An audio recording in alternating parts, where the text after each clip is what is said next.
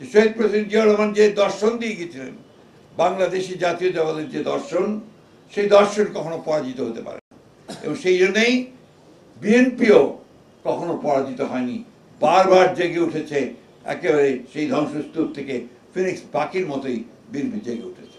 আমরা সবাই জানি যে 1971 সালের সেই 25শে মার্চ, 26শে মার্চ, 25শে মার্চ যখন আপনার হানাদার বাহিনী, পাকিস্তান হানাদার বাহিনী ঝাঁপিয়ে পড়েছিল নিরস্ত্র জনগণের উপরে, তখন সাহসী সামরিক সেনানায়ক তিনি চট্টগ্রামের কালুঘাট কেন্দ্র থেকে বাংলাদেশের স্বাধীনতার ঘোষণা দিয়েছিলেন, আই রিভল্ট এবং I declare independence of Bangladesh, এই কথা বলি। তারপরে দীর্ঘ 5 বছর ছিল আওয়ামী দুঃশাসনের ইতিহাস। এই 5 বছরে আওয়ামী লীগ অত্যন্ত ভয়াবহভাবে বাংলাদেশের মানুষের যে আশা আকাঙ্ক্ষা ছিল, সে আশা আকাঙ্ক্ষাগুলোকে ভুলুণ্ঠিত করে।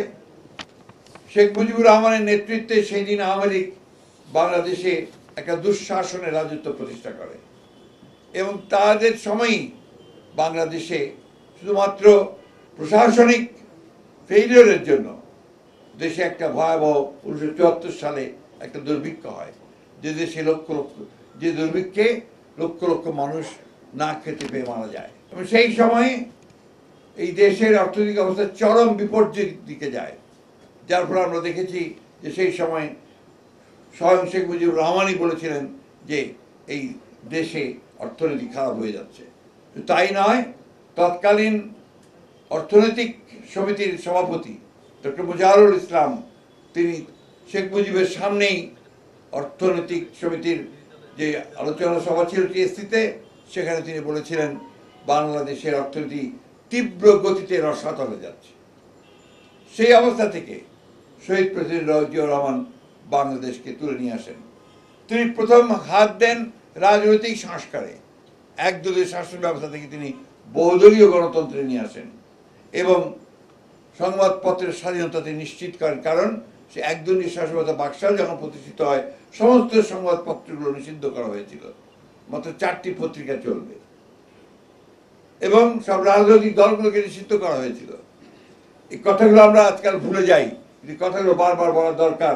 এই জন্যই বলা দরকার যে শহীদ প্রেসিডেন্ট জিয়াউর রহমান সেই অবস্থা থেকে বহুদলীয় গণতন্ত্রে ফিরিয়ে নিয়ে এসেছিলেন, সংবাদপত্রের স্বাধীনতাকে নিশ্চিত করেছিলেন। তখন অনেকগুলো সংবাদপত্র চালু হয়েছিল। বিচার বিভাগের স্বাধীনতা তিনি নিশ্চিত করেছিলেন। এই যে আপনার সুপ্রিম জুডিশিয়াল কাউন্সিল তিনি গঠন করেছিলেন, যেটা আজকে আবার এতদিন পরে এই আপনার সংস্কারের যে আলোচনা, সে আলোচনার মধ্যে এসেছে। আজকে শহীদ প্রেসিডেন্ট জিয়াউর রহমান ছিলেন সেই ক্ষণজন্ম রাষ্ট্রনায়ক যিনি অর্থনীতিতে ব্যাপক পরিবর্তনের সূচনা করেছিলেন এবং অর্থনীতিতে একটা গতি সঞ্চার করেছিলেন। আজকে আমাদের যে গার্মেন্টস ইন্ডাস্ট্রি, সেই গার্মেন্টস ইন্ডাস্ট্রির সূচনা হয়েছিল শহীদ প্রেসিডেন্ট জিয়াউর রহমানের হাত দিয়ে।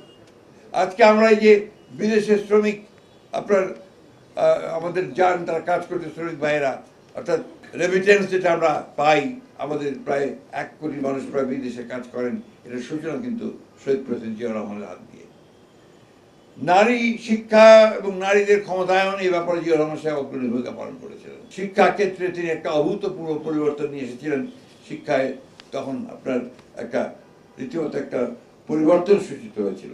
কৃষিতে বিপ্লব সূচনা হয়েছিল আপনার খাল খনন কর্মসূচির মধ্য দিয়ে, উচ্চ ফলনশীল বীজের আমদানি দিয়ে এবং সার ব্যবস্থাপনাকে তিনি কৃষকদের কাছে গ্রহণযোগ্য করেছিলেন।